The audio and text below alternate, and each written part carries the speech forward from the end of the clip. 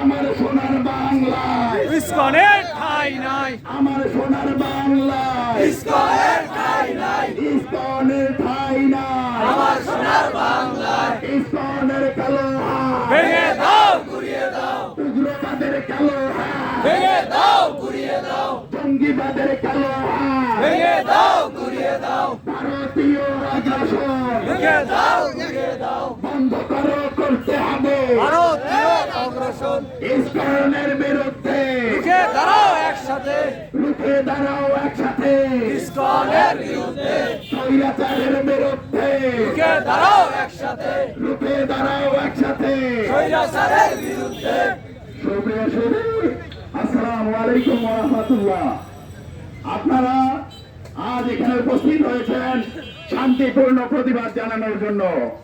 আপনারা জানেন গত 26শে নভেম্বর চট্টগ্রাম আদালত প্রাঙ্গণে একজন সরকারি আইনজীবীর উপর পরিকল্পিতভাবে হামলা করে তাকে হত্যা করা হয়েছে।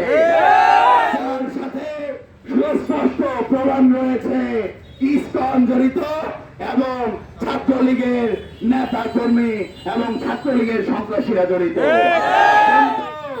এখন পর্যন্ত তাদেরকে গ্রেফতার করা হয় নাই। সুপ্রিয় উপস্থিতি, আমরা এখান থেকে সুস্পষ্ট জানিয়ে দিতে চাই, যদি উগ্রবাদী সংগঠন ইসকনের বিরুদ্ধে যদি আইনি পদক্ষেপ গ্রহণ করানো হয়, আলিফ ভাইয়ের হত্যাকারীকে যদি আইনের আওতায় নিয়ে আসা না হয়, তাহলে বাংলার আপামর জনগণ সিদ্ধান্ত নিতে বাধ্য হবে, হয় ইসকন দেশে থাকবে নয়তো সমূলে উৎখাত। ইসকনের আধিপত্য, ভারতের আধিপত্য, এই আধিপত্য মেনে নেওয়ার জন্য বাংলাদেশ স্বাধীন হয়। উপস্থিতি, আপনাদের সামনে এখন কথা বলবেন শেখ ফরিদ ভাই। আমি শেখ ফরিদ ভাইকে কথা বলার জন্য আহ্বান জানাচ্ছি।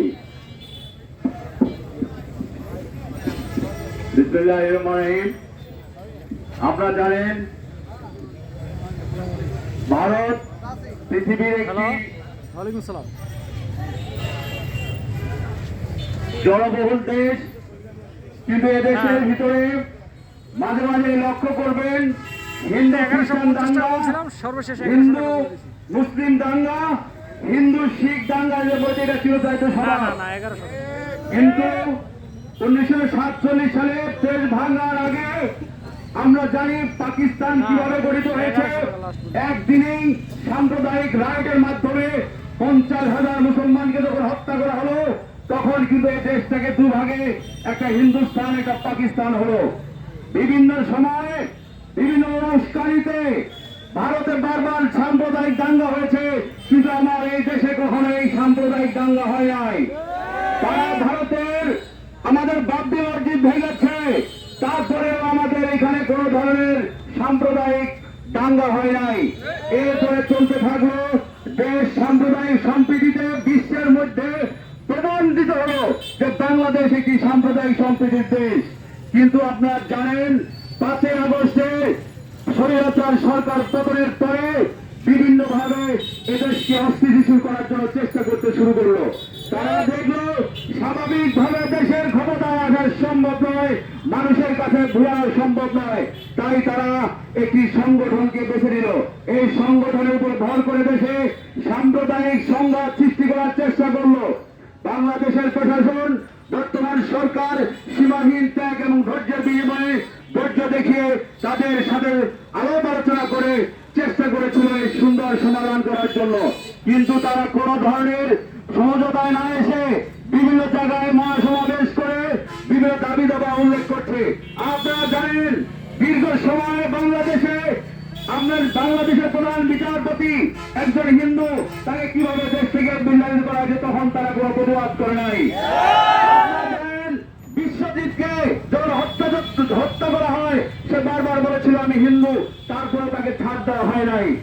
তাই প্রিয় ভাই আমার, তাদের সকল পাতা ভাবে আমাদের কখনোই পা দেওয়া যাবে না। এটা সৃষ্টিকর্তার একটি নিদর্শন। আজ যারা অবশিষ্ট ফ্যাসিস্ট সরকারের বছর, তাদেরকে আল্লাহ চিহ্নিত করার জন্য এই ধরনের একটা পদক্ষেপ দিয়েছেন।